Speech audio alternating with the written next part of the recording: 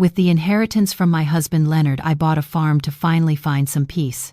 Then my son Terrell called me. "Stay in the garage for a few days, Mom. I'm bringing Jasmine's parents and some friends up. If you embarrass us, I'm checking you into an assisted living facility." I didn't say a word, but when they arrived, they were in for a surprise. My name is Cynthia Warren. I'm 61 years old, and I never thought the worst betrayal of my life would come from my own son. It all started 4 months after Leonard's funeral. My husband of 37 years was gone, and I could still feel the emptiness he'd left in our bed in the kitchen where we used to have breakfast every morning, while listening to the radio in every corner of the house we had built together, with so much love over nearly 4 decades. The life insurance policy Leonard had kept as a surprise was exactly that, a complete surprise to me: $525,000. It was more money than we had ever had in our entire lives combined. Enough money to completely change my life, to give me security I'd never known, to make dreams come true that we'd talked about for years but never thought we could afford. For weeks after the insurance check arrived, the money just sat untouched in the bank account while I grieved the loss of the only man who had truly loved me, truly seen me, truly valued me for exactly who I was. Leonard had always dreamed of a small farm somewhere in the Alabama countryside, a place where we could raise some chickens and maybe a few goats, grow our own vegetables in a proper garden, instead of the tiny plot we'd maintained in our Birmingham backyard. When I retire from the factory, he'd tell me while stroking my hair on Sunday mornings, "We'll buy that farm and live quiet away from all this city noise and traffic and stress. We'll have fresh eggs every morning and tomatoes right off the vine." But Leonard died before he could retire from the auto parts factory where he'd worked for 32 years, before he could see that dream become reality, before he could fulfill the vision we'd spent so many evenings planning in careful detail. That's when I decided I would do it for him, for us, for all the years we had spent imagining that quiet life together on the farm, where we could finally rest after decades of hard work. The farm I found was about 2 hours north of Birmingham, surrounded by rolling green hills that reminded me of the paintings Leonard used to admire in museums, with a small creek running through the property that created the most peaceful sound I'd ever heard. The main house was modest but solid, built in the 1940s, with good bones and character, with 3 bedrooms, a large kitchen with windows overlooking the back garden, and a wide front porch where I could picture myself sitting every sunset with a glass of sweet tea, the way Leonard and I had always planned. There were old stables for horses, even though I had absolutely no idea how to care for horses and wasn't sure I ever would, and enough cleared land to plant whatever vegetables I wanted, plus room for chickens and maybe those goats Leonard had dreamed about. The property was 15 acres total, more land than I'd ever imagined, owning more space than I knew what to do with, but space that felt like freedom. The asking price was $3,750,000, which would leave me with $15,000 for renovations, repairs, animals, equipment, and living expenses while I figured out this new chapter of my life. I signed the papers on a Tuesday morning in late spring, my hands trembling with a mixture of grief and excitement and terror at this huge decision I was making completely on my own. It was the first truly important decision I had made without Leonard by my side, without his steady hand in mine, without his reassuring voice telling me everything would work out fine. But sitting in that lawyer's office, signing my name over and over, I knew deep in my soul that he would be proud of me for finally making our dream come true, even though he couldn't be there to share it with me. That very afternoon, unable to contain the joy that was fighting with my grief, I called Terrell, my only child, the son I'd raised with Leonard, the boy we'd sacrificed everything for, to give him opportunities we never had. "Mom." His voice sounded surprised when he answered, probably because I didn't call him very often anymore, usually waiting for him to reach out to me instead. Terrell was 40 years old now and worked as a manager at a large insurance company in downtown Birmingham. He and his wife Jasmine had been married for 6 years and lived in a nice subdivision on the south side of the city. "Everything's fine, Terrell," I said quickly, hearing the concern in his single word and wanting to reassure him. "Son, I have wonderful news I wanted to share with you. I bought a farm, a beautiful farm up in the countryside, just like your father and I always dreamed about doing." The silence on the other end of the line lasted so long, I actually pulled the phone away from my ear to check if the call had dropped, if we'd somehow lost connection. You bought what? His tone had changed completely from concerned to something else, something flat and cold that I didn't recognize as belonging to my son. A farm Terrell, I repeated, feeling my excitement start to deflate like a balloon with a slow leak. It's perfect, absolutely perfect. It has everything your father and I talked about for years, and there's plenty of space for when you and Jasmine come to visit on weekends. You could bring your friends, have barbecues, enjoy the peace and quiet away from the city. Mom, have you completely lost your mind? His voice turned harsh and cruel in a way I'd never heard him speak to me before, not even during his difficult teenage years. What money did you use to buy a farm? Please don't tell me you blew Dad's insurance money on that ridiculous thing. I was speechless, unable to form words, unable to process what I was hearing. Ridiculous thing. That's what he called the dream his father and I had shared for decades, had planned for, had worked toward. Terrell, I thought you'd be happy for me, I finally managed to say. It's a beautiful place, and there's enough room for the whole family. Maybe when you and Jasmine have children, they could come stay with me in the summers and learn about farm life. Mom, listen to me very closely, Terrell interrupted, and I could hear Jasmine's voice talking in the background, though I couldn't make out the specific words she was saying. I have plans for this coming weekend. Jasmine wants to bring her parents up to see the farm. They've been asking about vacation properties, and this will be perfect. My heart suddenly filled with hope, despite the harshness of his previous words. Maybe he'd just reacted badly at first because he was surprised, but now he wanted to visit and see what I'd bought. How wonderful, son, I said, my voice brightening with relief and excitement. I'll get the guest rooms ready right away and cook something special for everyone. It's been so long since I've seen Jasmine, and I'd love to finally meet her parents properly. No, Mom. Listen to me carefully because I'm not going to repeat this, Terrell said, and his voice was cold and calculating in a way that made my stomach drop with dread. You're going to fix up the garage for yourself to sleep in while we're there. Do you understand me? Clear out whatever junk is in there and make it livable for a few days. Jasmine doesn't want her parents thinking we can't afford a decent vacation spot. They're important people. Her father was a judge, and we need to make the right impression. If you embarrass us in any way, if you make any inappropriate comments, or act like the pathetic old woman you've become, I'll check you into an assisted living facility so fast you won't even have time to pack a bag. Do I make myself absolutely clear? The words hit me like physical blows, each one landing with force that took my breath away. I felt like I couldn't breathe properly, like the walls of my new kitchen that I'd been so excited about were suddenly closing in on me.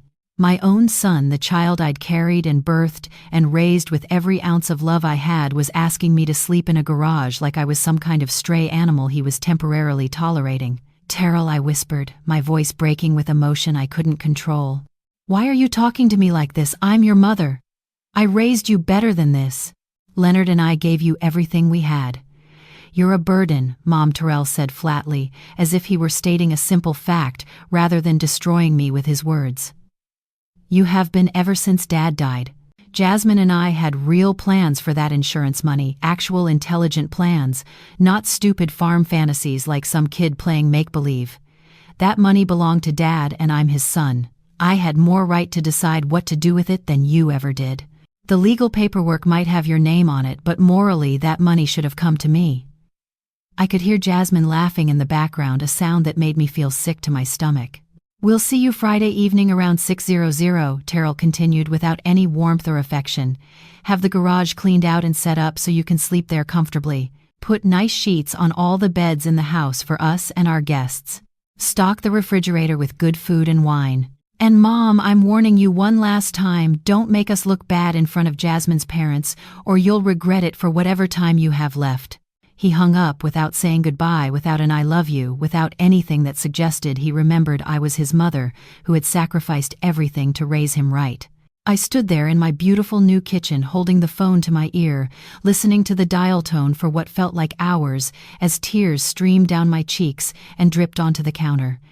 In my new kitchen, surrounded by unpacked moving boxes and dreams that were supposed to be beautiful, I felt lonelier than I had even in the darkest days right after Leonard's funeral. But somewhere deep inside that overwhelming sadness and shock and hurt, something else began to stir and take shape.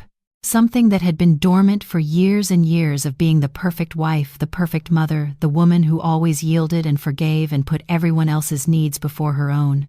A spark of something Leonard had seen in me when we were young and dating, a fire he'd always said I had, but which I'd buried under decades of domesticity and sacrifice and always trying to keep the peace. Terrell had made a terrible mistake, a very big mistake that he was going to regret. Because if my son wanted to play dirty games and treat his own mother like garbage, he was about to discover that I knew how to fight back in ways he couldn't possibly imagine. The 3 days following that devastating phone call were the strangest days of my entire life. On the outside, to anyone watching, I was the same Cynthia Warren I'd always been. Unpacking boxes, methodically organizing the farmhouse room by room, trying to adapt to this new rural life so different from Birmingham. But inside, something fundamental had changed forever, had shifted in a way that couldn't be reversed. That night, after Terrell's call, I couldn't sleep at all. I stayed awake until dawn broke over the hills, sitting on my new front porch in the rocking chair I'd bought at an estate sale, looking at the stars that were so much brighter here than in the city, replaying my son's words over and over until they were burned into my memory. A burden? Pathetic old woman. I'll check you into a nursing home. Each phrase was like an open wound that wouldn't stop bleeding no matter how I tried to bandage it. But when the sun finally rose over the Alabama countryside, painting everything gold and beautiful, a cold determination I hadn't felt in decades had been born along with that new day. On Wednesday morning, while I was cleaning out the garage to supposedly make it my temporary sleeping quarters like some kind of hired help, I found an old cardboard box the previous owners had left behind, wedged in a corner behind some rusty tools. Inside the box were some papers that didn't matter, old receipts and tax documents from years ago, and an antique landline telephone that looked like it was from the 1972nd, but which when I plugged it into the outlet still worked perfectly. I left it plugged in there in the garage, thinking vaguely that I might need a phone out there for emergencies. It was that same Wednesday afternoon that I accidentally overheard the first conversation that would change everything. I was organizing some old blankets in the garage, trying to make the space somewhat comfortable, even though the whole situation made me feel sick with humiliation when the main house telephone rang. There was an extension in the garage, that old phone I'd just plugged in, and by pure coincidence, I picked up the receiver at exactly the same moment someone answered the phone in the main house. It was Terrell. "Jasmine, it's me," my son said, and something in his tone, something secretive and excited, made me stay perfectly still without hanging up or announcing my presence. "Did you talk to the old woman?" My daughter-in-law's voice sounded dismissive and bored, like she was discussing an annoying task she'd had to complete. "Yeah, I laid it all out for her," Terrell replied. "Told her to sleep in the garage this weekend. She started crying and whimpering as usual, but she'll obey. She always does what I tell her. She's too weak to stand up for herself." Jasmine laughed, a sound that made my blood run cold. "Perfect. My parents are going to be so impressed with the property." "How much did you tell them it cost?" "I told them we paid $5,250,000 for it, not the $375,000. She actually spent," Terrell said, and I could hear the smugness in his voice. "I want your father to think we're doing better financially than we actually are. That judge pension of his is substantial, and if he thinks we're successful, he might help us out with some investments." "Smart thinking," Jasmine said approvingly. "And after this weekend is over, when do we actually start the plan?" My blood turned to ice in my veins. "What plan? What were they talking about? Give her about another month," Terrell replied casually, as if he were discussing the weather rather than plotting something against his own mother. "Let her get completely settled in. Let her feel secure and comfortable. Let her buy all the animals and equipment she wants with that remaining money. Then we start applying the psychological pressure gradually, systematically. We'll visit every weekend and criticize everything she does. Tell her the farm's too much for her to handle at her age. Plant seeds of doubt about her mental capacity. I've already been researching the legal process for having someone declared incompetent due to dementia or senility." Jasmine added, her voice matter-of-fact and clinical. "It's easier than you'd think if you can get the right doctor to evaluate her, and if you can document concerning behaviors. We'll need to establish a pattern of her making poor decisions, forgetting things, seeming confused. And your mother's isolated up here with no witnesses, no friends nearby who know her well. It'll be our word against hers." "Exactly," Terrell agreed. "Once we get her declared incompetent, I become her legal guardian automatically as her only child. Then we can make all the decisions about her care, her finances, her property. We move her into the cheapest nursing home we can find, something state-funded, and we sell this farm. The property's probably worth more than she paid already, real estate's going up. We pocket the profit, plus whatever money she hasn't spent yet. Split it down the middle just like we agreed." "What about the neighbors?" Jasmine asked. "Won't someone notice if she suddenly disappears?" "There are no close neighbors," Terrell said. "That's the beauty of it. The nearest house is over a mile away, and the few people she might meet in town will just think she moved to be closer to family or went into care because of health issues. Nobody will question it. Old people go into nursing homes every day. It's completely normal and expected." My hand was shaking so violently I nearly dropped the phone. I very carefully, very slowly pressed my palm over the mouthpiece to muffle any sound of my breathing, terrified they would somehow hear me and realize I was listening to every word of their monstrous plan. "This is going to work perfectly," Jasmine continued. "My parents will love the farm this weekend. They'll think you're such a devoted son bringing them to your mother's beautiful property. They'll never suspect what we're really planning. And honestly, your mother's so pathetically grateful for any attention from you that she'll probably thank us for visiting. She's always been weak," Terrell said, and the contempt in his voice was like acid. "Dad was the strong one. He's the one who worked and provided and made something of himself despite coming from nothing. Mom just cooked and cleaned and played the martyr. She acts like she's sacrificed so much, but she had it easy. All she had to do was stay home and take care of one kid while Dad did the real work at the factory. She doesn't deserve this farm or that money. We do. We're young enough to actually enjoy it." "I need to go," Jasmine said. "I have to pick up wine for the weekend. Make sure you bring that camera to take lots of pictures of us all together at the farm. We want documentation of what a caring, involved son you are. It'll look good later if anyone questions the guardianship." "Smart," Terrell agreed. "I'll see you tonight." "Love you." "Love you too," Jasmine replied, and then the line went dead. I sat there on the concrete floor of that garage, still holding the phone, my entire body shaking with a combination of shock and rage and devastating betrayal. My son, the baby I'd carried for 9 months, the child I'd nursed and rocked and sang to the boy I'd stayed up with through fevers and nightmares, the young man Leonard and I had worked double shifts to put through college, was planning to have me declared insane so he could steal everything I had and lock me away in some terrible facility where I'd die alone and forgotten. For several minutes, maybe longer, I just sat there, unable to move, unable to think, unable to process the magnitude of what I'd just heard. Then slowly, that cold determination I'd felt at sunrise grew stronger and harder and more focused. Terrell wanted to play games with his mother's life. He wanted to manipulate and scheme and destroy me for money. He thought I was weak, pathetic, easy to control. He was about to learn just how wrong he was. I stood up from that garage floor, put the phone back on its cradle, and walked into my farmhouse with my back straight and my head high. I had 4 days before they arrived, 4 days to prepare, 4 days to turn their plan against them, 4 days to teach my son the most important lesson he'd ever learn in his life. That you don't betray the woman who gave you everything. Not without consequences. The first thing I did after that devastating phone call was something I should have done the moment I bought the property. I drove straight into the nearest town, a small place called Huntsville, about 20 minutes from my farm, and I walked into the first law office I could find. The sign outside read David Miller, attorney at law, and when I walked through the door, a man in his mid-50s, with kind eyes and graying hair, looked up from his desk with a welcoming smile. "Can I help you, ma'am?" he asked, gesturing for me to sit down in the chair across from him.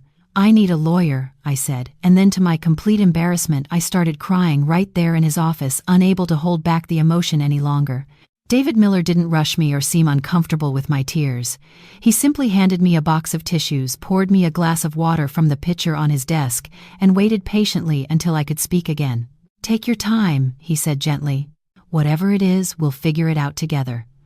Over the next hour, I told him everything. Leonard's death, the insurance money buying the farm, Terrell's phone call demanding I sleep in the garage, and most importantly, the conversation I'd overheard about their plan to have me declared incompetent so they could steal my property and lock me away. David listened without interrupting, taking careful notes, his expression growing more serious with each detail I shared. When I finished, he sat back in his chair and looked at me thoughtfully. "Mrs. Warren, what you're describing is elder abuse and fraud," he said firmly. "What your son is planning is not just morally wrong, it's illegal. We can stop this, but we need to act quickly and strategically." "Can you afford to pay me for my services?" I nodded. "I still have over $1,000,000 from the insurance money that I haven't spent yet. Whatever it costs, it's worth it to protect myself and what Leonard left me." "Good," David said. "Here's what we're going to do. First, I'm going to have you sign some papers right now that establish your mental competency. We'll have you evaluated by a reputable psychiatrist I know, Dr. Helen Foster, who specializes in elder care. She'll document that you're of sound mind and fully capable of managing your own affairs. That evaluation will be dated before your son's visit, which will be crucial evidence later. Second, we're going to install security cameras throughout your property, especially in the main house and garage. Everything your son and his wife say and do while they're there will be recorded. Alabama is a one-party consent state for recording, which means as long as you consent, we can legally record conversations happening in your own home. Third, and this is important, you're going to play along with their game this weekend. Let them think you're the weak, pathetic old woman they believe you to be. Sleep in the garage as they demanded. Serve them and their guests. Let them take their pictures and put on their show. We want them to feel confident, to feel like their plan is working perfectly, but you'll know that every word, every action, every bit of their cruelty is being documented." And then what I asked, feeling hope rise in my chest for the first time since that terrible phone call. "Then Mrs. Warren, we're going to invite them back for a second visit," David said with a slight smile. "But this time they're going to walk into a very different situation than they're expecting. This time, we'll be ready for them." We spent the rest of that afternoon and all of Thursday putting David's plan into action. He drove me to see Dr. Helen Foster, a warm professional woman in her 60s, who spent 2 hours evaluating me through various tests and conversations. At the end of the evaluation, she looked at me seriously and said, "Mrs. Warren, you are one of the sharpest, most mentally capable 61-year-old women I've ever evaluated. Your memory is excellent, your reasoning is sound, and you show absolutely no signs of cognitive decline whatsoever. Anyone who claims otherwise is either mistaken or lying. I want that in writing," I told her. "I need documentation that proves I'm competent." "You'll have a full report by tomorrow," Dr. Foster promised. "And if this ever goes to court, I'll testify on your behalf without hesitation. What your son is planning is unconscionable." On Friday morning, a team of technicians that David had hired arrived at my farm before dawn and spent 3 hours installing tiny cameras throughout the house. They were virtually invisible, hidden in smoke detectors, picture frames, and light fixtures. The garage got special attention, with 3 cameras covering every angle. Everything was connected to a recording system hidden in my bedroom closet that would capture every moment of the weekend ahead. David came by Friday afternoon to check on everything and to coach me one more time. "Remember, act natural," he said. "Be yourself, but be the version of yourself they expect to see. Be a little nervous, a little eager to please, a little apologetic. Let them feel powerful. Let them think they're in complete control. And most importantly, don't let on that you know anything about their plan. Can you do that?" "I can do that," I said with certainty. "I've spent 61 years being underestimated by people who thought I was just a quiet, simple woman. I know exactly how to play that role." "Good," David said. "I'll be monitoring everything remotely through the camera feeds. If anything goes wrong, if you feel unsafe at any moment, you have my number programmed into your phone. Call me and I'll have Sheriff Morrison out here in minutes. Everything's going to work out, I promise you." After David left, I spent the remaining hours before Terrell's arrival preparing the house exactly as he'd demanded. I made up all the beds with my nicest sheets and blankets. I stocked the refrigerator with expensive foods and wines I'd driven to Birmingham to purchase. I cleaned every surface until it sparkled. I arranged fresh flowers from my garden in vases throughout the house. And yes, I set up a cot in the garage with sheets and a pillow, the space where my own son expected me to sleep like a servant who wasn't good enough for the main house. At 5:45 p.m., right on schedule, I heard the sound of vehicles coming up my long driveway. I walked out onto the front porch, wiping my hands on my apron, positioning myself exactly where the cameras would capture everything. 3 cars pulled up. The first was Terrell's BMW. The second was a Mercedes that I assumed belonged to Jasmine's parents. The third was an SUV, with what looked like 2 other couples inside. Terrell got out of his car first, followed by Jasmine, who was wearing an expensive-looking sundress and designer sunglasses. He looked at me standing on the porch and didn't smile, didn't wave, didn't show any warmth whatsoever. "Mom," he said flatly, as if he were greeting a stranger rather than the woman who'd given birth to him. "Is everything ready like I told you?" "Yes, Terrell," I said quietly, making my voice small and submissive the way David had coached me. "Everything's ready. The guest rooms are prepared, the food is in the refrigerator, and I've set up a place for myself in the garage like you asked." "Good," he said, already turning away from me to greet the other guests who were emerging from their vehicles. Jasmine's parents were an elegant couple in their late 60s. Mr. Clayton was tall and distinguished-looking with silver hair every bit the retired judge. Mrs. Clayton was impeccably dressed and carried herself with the confidence of someone who'd never worried about money a day in her life. The other 2 couples appeared to be friends of Terrell and Jasmine, successful-looking people in their late 30s who drove expensive cars and wore designer clothes that probably cost more than I used to make in a month at my old Eneston job. "Everyone, this is my mother," Terrell announced, with a broad smile that looked nothing like the cold expression he'd given me moments before. "She's been kind enough to let us use her farm for the weekend." "Mom, these are Jasmine's parents, Judge Clayton and his wife Patricia, and these are our friends, Marcus and Teresa and James and Nicole." I smiled and nodded at everyone, playing the role of the simple, grateful mother who was honored to have such important people visiting her humble property. "It's wonderful to meet you all," I said. "Please come inside and make yourselves at home." Over the next hour, I played the perfect servant. I carried luggage to rooms, showed everyone around the property, pointed out the best views, and answered questions about the farm. I watched Terrell give his friends and in-laws a tour, as if he owned the place, watched him lie about how much the property had cost, watched him soak up their compliments and admiration. "Look at this kitchen, Mrs. Clayton said, running her hand over my countertops. "This must have cost a fortune to renovate." Terrell smiled modestly. "We spared no expense. We wanted Mom to have the best." I bit my tongue and said nothing, just smiled, and continued preparing the elaborate dinner I'd been cooking all afternoon. Throughout the evening, the cameras captured everything. Terrell and Jasmine whispering in corners about how well the weekend was going, how impressed everyone seemed, how perfectly I was playing along with their charade. At dinner, which I served to the group of 10 people, while eating nothing myself because there wasn't enough room at the table for me, the conversation was full of praise for Terrell's supposed generosity in setting up his mother on this beautiful property. "Your son must love you very much," Judge Clayton said to me at one point. "To invest in a place like this for your retirement shows real character." I just smiled and nodded, not trusting myself to speak. If only he knew the truth. After dinner, while I was cleaning dishes in the kitchen, I heard Jasmine on the phone in the living room, talking to someone about their plans for the next phase. "She's completely clueless," Jasmine said, her voice carrying clearly to where I stood.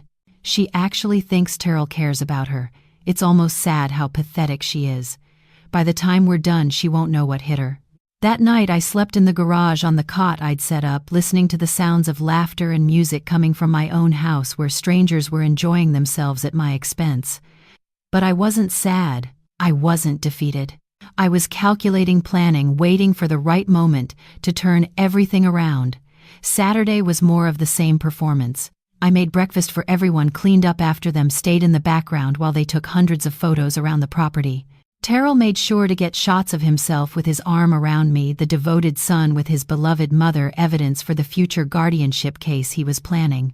In the afternoon, while everyone was outside admiring the creek and the hills, Terrell cornered me in the kitchen. "You're doing good, Mom," he said, his voice low.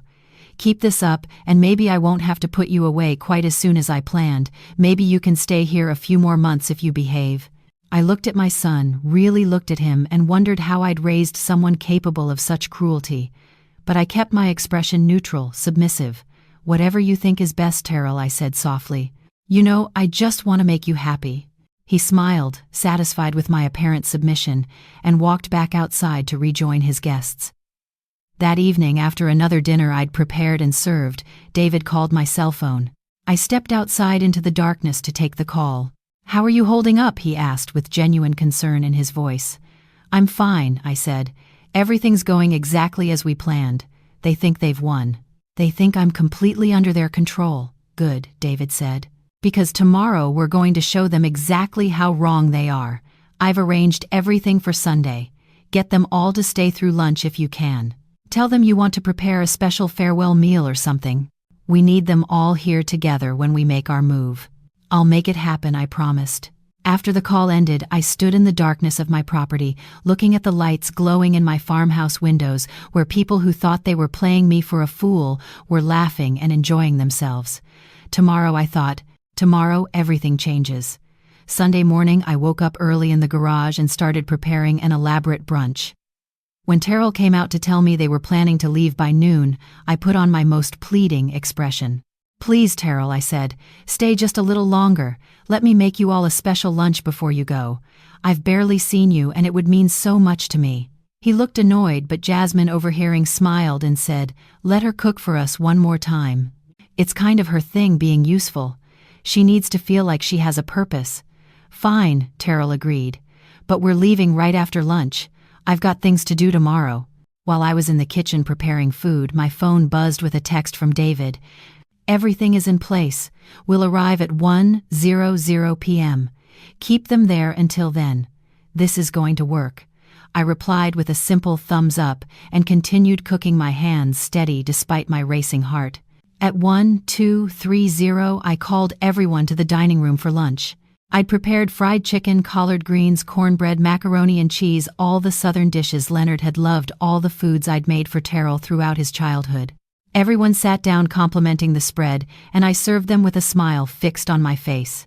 At exactly 1:00 p.m., I heard vehicles coming up my driveway. Multiple vehicles. A lot of them. Terrell looked up from his plate with confusion. "Mom, are you expecting someone?" he asked, irritation clear in his voice.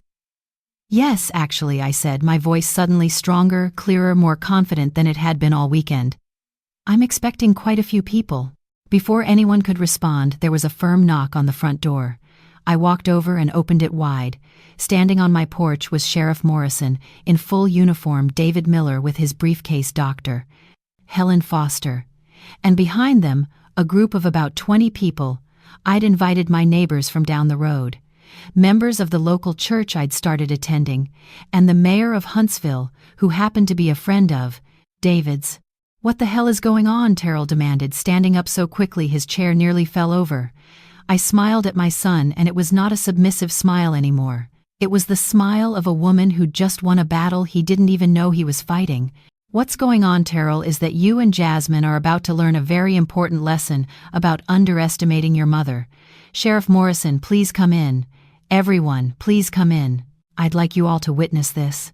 The dining room suddenly filled with people, all of them looking at Terrell and Jasmine and their guests, with expressions ranging from confusion to understanding. Judge Clayton stood up, his face pale. "Cynthia, what is the meaning of this, Mrs. Warren, if I may?" David said, stepping forward professionally. "I'm David Miller, Mrs. Warren's attorney. Over the past weekend, we've been documenting some very disturbing behavior and conversations that I think everyone here needs to hear."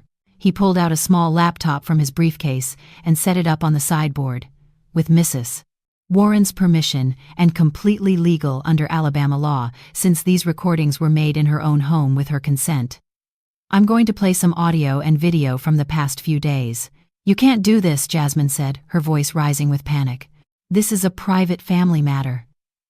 "It became a legal matter when you conspired to commit fraud and elder abuse," Sheriff Morrison said firmly. "I suggest you sit down and be quiet." Over the next 30 minutes, David played the recordings. First, the phone conversation I'd overheard on Wednesday where Terrell and Jasmine discussed their entire plan. "Let her get settled in, then we start applying psychological pressure. We'll have her declared incompetent and sell the farm.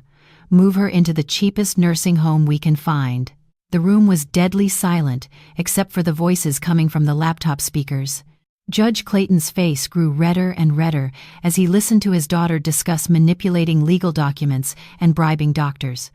Mrs. Clayton had tears streaming down her face. Then David played video footage from the weekend. Terrell telling me to sleep in the garage, Jasmine laughing about how pathetic and clueless I was, Terrell cornering me in the kitchen and threatening to put me away if I didn't behave. Their whispered conversations about how well their plan was progressing. By the time the recordings finished, Jasmine was crying, and Terrell looked like he might be sick. Judge Clayton stood up, his voice shaking with rage and shame. "Jasmine Marie Clayton, I didn't raise you to be this kind of person. And you," he turned to Terrell, "you should be ashamed of yourself.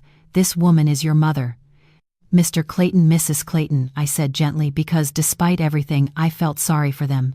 "You're not responsible for your daughter's choices any more than I'm responsible for my son's. We both tried our best." Now I turned to Terrell and Jasmine, my voice hard. "You wanted to have me declared incompetent. Well, here's a psychiatric evaluation from Dr. Helen Foster, one of the most respected elder care specialists in Alabama, stating that I'm perfectly sound of mind and fully capable of managing my own affairs. You wanted to steal my farm. Well, here's Sheriff Morrison to explain the criminal charges you're facing." Sheriff Morrison stepped forward. "Terrell Warren and Jasmine Warren, you're both being charged with conspiracy to commit fraud, attempted elder abuse, and conspiracy to illegally obtain guardianship. You have the right to remain silent." As the sheriff continued reading them their rights, Jasmine started sobbing loudly. "We didn't mean it. We were just talking. We never actually did anything." "But you tried," David said coldly. "You had a plan. You were implementing that plan. You psychologically abused Mrs. Warren all weekend. And most damning of all, you documented your own intent in conversations that prove premeditation." Terrell looked at me, and for the first time all weekend I saw something other than contempt in his eyes. I saw fear. "Mom, please," he said. "Don't do this. I'm your son. We can work this out." "You were going to lock me away in a nursing home and steal everything I had," I said quietly. "You called me a burden and pathetic. You made me sleep in a garage like an animal. You spent this entire weekend pretending to be a loving son while planning my destruction. And you thought I was too weak and too stupid to fight back. Sheriff Morrison, please take them into custody." As the sheriff led Terrell and Jasmine toward his patrol car, their hands now in handcuffs, the other guests from the weekend stood frozen in shock. Marcus, Teresa, James, and Nicole, the friends who'd enjoyed my food and my hospitality while having no idea what was really happening, looked horrified and embarrassed. Judge Clayton approached me, his eyes red. "Mrs. Warren, I apologize. I had no idea. I would never have condoned this." "I know," I said, "and I hope you can forgive your daughter eventually, even if you can't excuse what she did. As for me, I've learned that forgiveness doesn't mean allowing people back into your life to hurt you again." After everyone left after the sheriff had taken Terrell and Jasmine away, and the neighbors and witnesses had departed with supportive words and kind hugs, I sat alone on my front porch with David. The sun was setting over the Alabama hills, painting everything in shades of gold and orange, and for the first time in months, I felt like I could breathe properly. "How are you feeling?" David asked gently. "Honestly," I said, "I'm heartbroken and relieved at the same time. Heartbroken because my son turned out to be someone I don't recognize. Relieved because I don't have to pretend anymore that everything is fine when it's not." David nodded with understanding. "The legal process is going to take some time. There will be court dates, testimonies, probably a trial. Terrell's attorney will try to minimize what happened, claim it was just talk, that he never would have actually gone through with it. But we have strong evidence. The recordings are clear. The premeditation is obvious. Are you prepared for what comes next?" "I'm prepared," I said firmly. "For the first time in my life, I'm putting myself first. Leonard would want that. He'd be proud of me for fighting back instead of just accepting mistreatment." Over the following weeks, the legal proceedings moved forward. Terrell and Jasmine were released on bail, but a restraining order was put in place, preventing them from coming within 500 feet of my property. Judge Clayton, devastated by his daughter's actions, had hired a separate attorney for Jasmine and made it clear to the prosecutor that he wanted no special treatment for her. "She needs to face the consequences of her choices," he'd told me in a phone call. "I failed her somewhere along the way, but enabling her further won't help anyone." The case made local news, and I received dozens of calls and letters from people in similar situations. Women in their 60s, 70s, even 80s, who were being financially exploited by their own children. Men whose sons and daughters were pressuring them to sign over property or access to bank accounts. Families torn apart by greed disguised as concern. One letter in particular touched me deeply. It was from a woman named Margaret who lived about 50 miles away. "Mrs. Warren," she wrote, "I'm 68 years old and my son threw me out of the house I'd lived in for 40 years when he got married. His new wife said I was a burden. I've been living in a motel for 3 months, using up my savings with nowhere to go. Your story gave me hope that maybe I don't have to accept this treatment." I called Margaret that same day. By the end of the week, she was living in one of my guest bedrooms while we figured out a longer-term solution for her situation. Then came Elaine, a 72-year-old former accountant whose grandchildren had stolen her credit card and racked up thousands of dollars in debt, then claimed she was senile and had given them permission. Then, Rose, 59 years old, who discovered her daughter had been secretly drugging her food to make her seem confused and disoriented so she could claim incompetency. Within 2 months of Terrell's arrest, I had 5 women living on my property, each with a story of family betrayal that broke my heart. And sitting on my porch one evening, with all of them sharing stories and supporting each other, an idea began to form. "David," I said, when he came by for one of our regular check-ins, "I want to do something with this farm, something bigger than just me living here. I want to create a refuge for women like us, women who've been betrayed by their own families and need a safe place to heal and rebuild." David smiled like he'd been waiting for me to say exactly that. "I was hoping you'd think of something like this. Let me help you set it up legally. We can create a trust, establish it as a nonprofit, make sure it's protected and sustainable." Over the next several months, while Terrell's case moved through the court system, David and I worked to establish the refuge officially. We converted the old stables into small private cottages. We set up a fund that would provide for the property's maintenance and a small monthly stipend for each resident. We created guidelines and intake procedures with help from Sarah Jenkins, the director of an elder abuse prevention organization in Birmingham. The trial finally happened 6 months after that Sunday confrontation. Terrell and Jasmine stood before a judge, not the retired Judge Clayton, but a stern woman who'd heard too many elder abuse cases and had no patience for family members who exploited their elderly relatives. The evidence was overwhelming. The recordings spoke for themselves. Dr. Foster testified about my perfect mental competency. David presented documentation of every lie, every manipulation, every cruel word captured on camera and audio. Terrell's attorney tried to argue that it was all just talk, that my son had never actually taken any action to harm me, but the prosecutor demolished that defense. He psychologically abused his mother all weekend, making her sleep in a garage while he entertained guests in her house, the prosecutor argued. He had a detailed plan. He was implementing that plan step by step. The only reason he didn't succeed is because his mother was smart enough and strong enough to stop him. In the end, Terrell was sentenced to 1 year of probation, 200 hours of community service, and mandatory therapy. Jasmine received the same sentence. The restraining order was made permanent. They were forbidden from contacting me or coming near my property ever again. It wasn't prison, but it was justice of a sort. After the sentencing, I stood on the courthouse steps with David, feeling the weight of 6 months of stress finally lifting from my shoulders.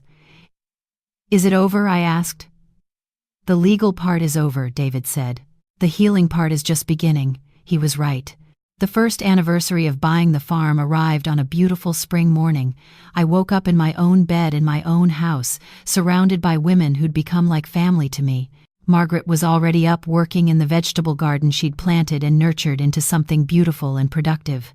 Elaine was in the small office we'd set up, managing the refuge's finances with the meticulous care of the accountant she'd once been. Rose was preparing to drive into town to teach her weekly literacy class at the community center, having found purpose again in helping others learn. And Carmen, the newest resident who'd arrived 3 months ago after being beaten by her grandson, was sitting on the porch with a cup of coffee and a genuine smile on her face for the first time since she'd arrived. This is what Leonard wanted for me, I thought. Not just a farm, but a purpose. Not just peace, but meaning. Not just surviving, but thriving. David arrived that morning with Sarah Jenkins and some wonderful news. "Cynthia, we've received a grant," Sarah said, her eyes bright with excitement. "A foundation that supports elder abuse victims wants to fund your refuge. It's enough money to add 2 more cottages and provide services for up to 10 women at a time." I felt tears spring to my eyes. "Leonard," I thought, looking up at the clear Alabama sky, "look what we built together. Even though you're gone, your dream is helping people." That afternoon we celebrated the farm's anniversary with a gathering of everyone who'd helped make the refuge possible. The neighbors who'd witnessed Terrell's arrest, the church members who'd supported me through the trial, Sheriff Morrison who'd become a friend, Dr. Foster who volunteered her services to evaluate new residents. As I looked around at all these people who'd come into my life because of the worst betrayal I'd ever experienced, I realized something profound. Terrell had tried to take everything from me. Instead, he'd given me something I never knew I needed. A family that wasn't connected by blood, but by understanding, by shared pain, by mutual support and genuine love. 3 weeks later, my phone rang with a number I didn't recognize. When I answered, a hesitant voice said, "Mrs. Warren, this is Patricia Wilson. I'm a social worker at Birmingham General Hospital. We have a 75-year-old woman here who was beaten by her grandson and has nowhere safe to go. Your refuge was recommended to us. Can you help?" "Of course," I said without hesitation. "Bring her this afternoon. We'll be ready." That evening, as I helped Carmen welcome the new resident, a fragile woman named Dorothy, I thought about how far I'd traveled in 1 year. From a grieving widow to a woman with purpose. From someone who'd almost been victimized to someone who helped other victims find strength. The refuge grew. Word spread through social workers, elder care attorneys, hospital staff. Women came with stories that broke my heart but also ignited my determination to give them what they needed most: safety, dignity, and time to heal without pressure or judgment. Margaret taught gardening classes. Elaine helped residents manage their finances and understand their legal rights. Rose tutored anyone who wanted to learn new skills. Each woman found her purpose again after being made to feel worthless by people who should have loved them. One evening, about 14 months after that confrontation with Terrell, David came by with an unusual expression on his face. "Terrell wants to see you," he said carefully. "His probation officer says he's been attending therapy consistently and seems genuinely remorseful. He's asking for one meeting, just to talk." I sat with that request for a long moment, feeling the old pain try to resurface. A part of me, the part that had been a mother for 40 years, wanted to hope that maybe my son had truly changed. But then, I looked around at my refuge, at the women who'd been hurt by children who promised to change and never did, at the pattern I'd seen repeated in story after story. "No," I finally said. "I don't want to see him." "Are you certain?" David asked gently. "Perhaps he really has learned something." "I've learned something too, David," I said. "I've learned that forgiveness doesn't require reconciliation. I've forgiven Terrell in my heart for trying to destroy me. I don't carry hatred or bitterness. But forgiveness doesn't mean I have to give him access to hurt me again. It doesn't mean I have to trust someone who proved they can't be trusted." David nodded with understanding and respect. "Do you want me to tell him anything?" "Tell him I hope he finds peace and healing," I said. "Tell him I hope therapy helps him become a better person. But tell him he needs to find those things without me. I've built a new life, and there's no place in it for someone who tried to take everything from me." After David left, I sat on my porch watching the sun set over the property Leonard and I had dreamed about for so many years. My phone buzzed with a text from Elaine. "Thank you for giving us a home where we can be whole again." I smiled and texted back a heart.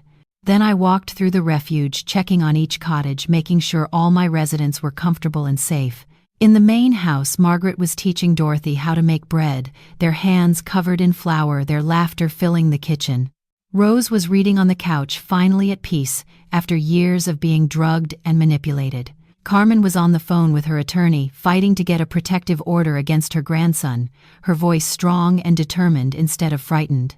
And Elaine was working on the refuge's budget, making sure every dollar was used wisely to help as many women as possible. This is what triumph looks like, I thought. Not revenge, not seeing Terrell suffer, but this, building something beautiful from the ashes of betrayal, helping others who've been hurt, creating a chosen family based on respect and love instead of obligation and guilt. I had lost a son, at least the son I thought I had, but I'd found myself, I'd found my strength, I'd found my purpose, and I'd found a family that chose me just as I chose them. For the first time in 61 years, I was completely, genuinely free. Free from the need to please people who didn't value me, free from the fear of being alone, free from measuring my worth by how much I could sacrifice for others. I was Cynthia Warren, and I'd survived the worst betrayal imaginable. And not only survived, but thrived. 2 years after I bought the farm with Leonard's insurance money, I woke up on my 63rd birthday to the sound of laughter coming from the kitchen. When I walked in, all 9 of my current residents had prepared a surprise breakfast for me, complete with homemade biscuits, fresh eggs from our chickens, and a cake Margaret had baked and decorated with flowers from her garden. "Happy birthday, Cynthia," they all sang, and I felt my eyes fill with tears of joy instead of the grief that had defined so many of my birthdays since Leonard's death. This family, this chosen family of women, who'd all been betrayed and broken, and who'd all found their way back to wholeness, was the greatest gift I could have asked for. The refuge had become something beyond my wildest dreams. We'd helped 23 women over the past 2 years. Some stayed for a few months and then moved on to rebuild their lives elsewhere. Others, like Margaret and Elaine and Rose, had become permanent residents and essential parts of running the refuge. We developed partnerships with legal aid organizations, therapy providers, and job training programs. We'd even started a support group that met monthly, bringing together women from across Alabama who were dealing with family abuse. The property itself had been transformed. The vegetable garden now produced enough food to feed everyone with surplus to sell at the local farmers market. The cottages were fully occupied and beautifully maintained. We'd added a community room where residents could gather for meals, classes, and simply spending time together. The old barn had been converted into a workshop where women could learn skills like woodworking, pottery, and textile arts, giving them both therapy and potential income sources. Leonard's dream of a peaceful farm had become something so much more meaningful than either of us could have imagined. It had become a place of healing, of second chances, of women reclaiming their lives and their dignity. I thought about him every day, especially in the evenings when I sat on the porch watching the sunset.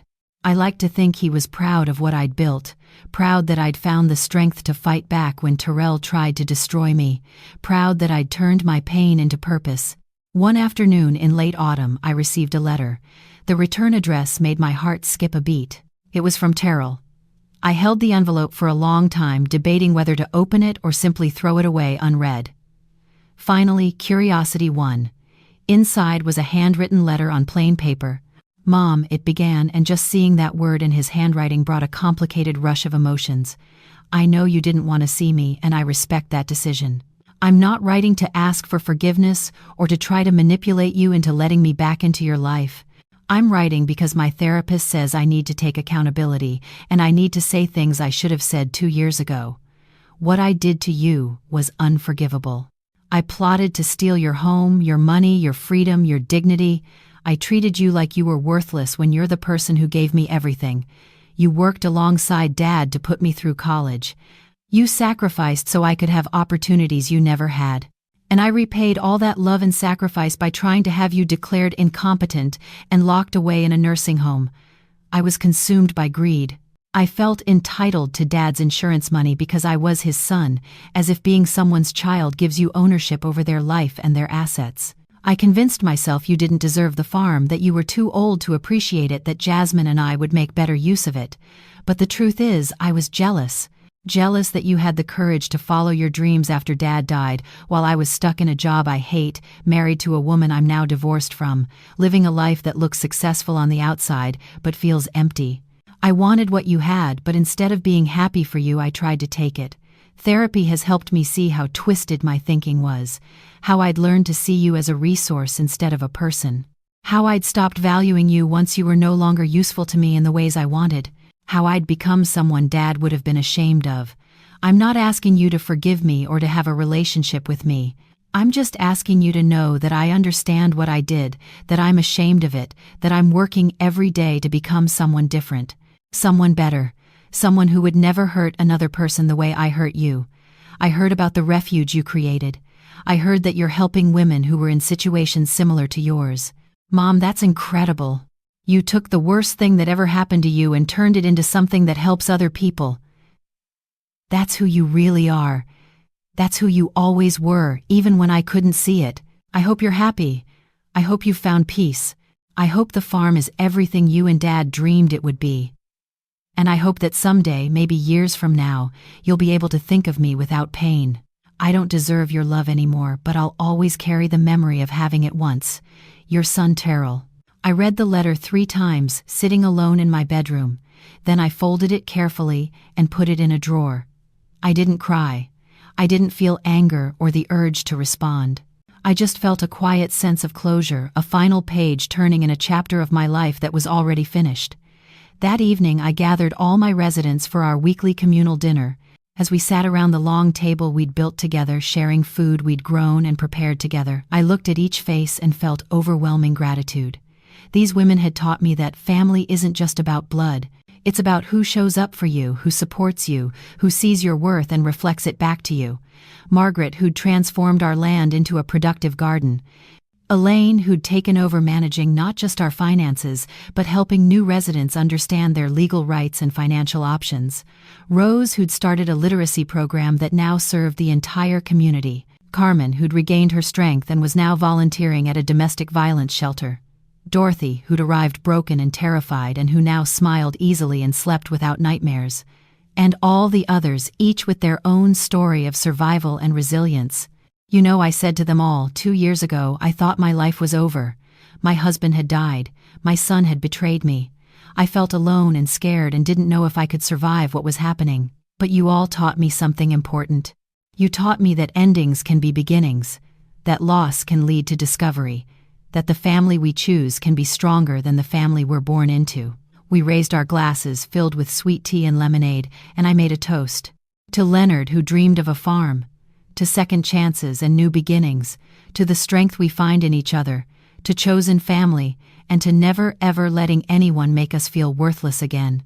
The women around the table echoed my words, and as the sun set over the Alabama hills, painting everything in shades of purple and gold, I felt Leonard's presence like a warm hand on my shoulder. We did it, I whispered to him in my heart. We built something beautiful, something that matters, something that will outlast both of us. I was Cynthia Warren, 63 years old. I'd lost my husband and my son, but I'd found myself, my purpose, my strength, and my true family. And that was enough. More than enough. It was everything. That is Cynthia Warren's story. Now I want to hear from you. Where are you watching this from? What city? What country? Drop it in the comments below. I love seeing our global community come together over these powerful stories about mothers who refuse to be victims, about sons who learned that greed has consequences, and about turning betrayal into something beautiful that helps others. Real question. If you were Cynthia, and you accidentally overheard your son plotting to have you declared incompetent so he could steal your farm and lock you in a nursing home, what would you have done?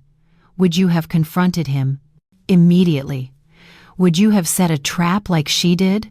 Or would you have handled it differently? Tell me in the comments, because I genuinely want to know how you would respond to that level of calculated betrayal from your own child. Hit that like button if this story moved you. Share it if you know someone who's being exploited by their adult children, someone whose kids think they're entitled to their parents' money and property, someone who's being pressured to sign over assets or give up their independence, someone who needs to hear that it's never too late to fight back, that being elderly doesn't mean being powerless, and that you can turn the worst betrayal into the greatest triumph. And subscribe for more raw, real stories about parents who refuse to be victims of elder abuse, adult children who learned that plotting against your elderly parent is a crime, families torn apart by greed, and what happens when someone underestimates a grieving widow who's stronger than anyone imagined. See you in the next video.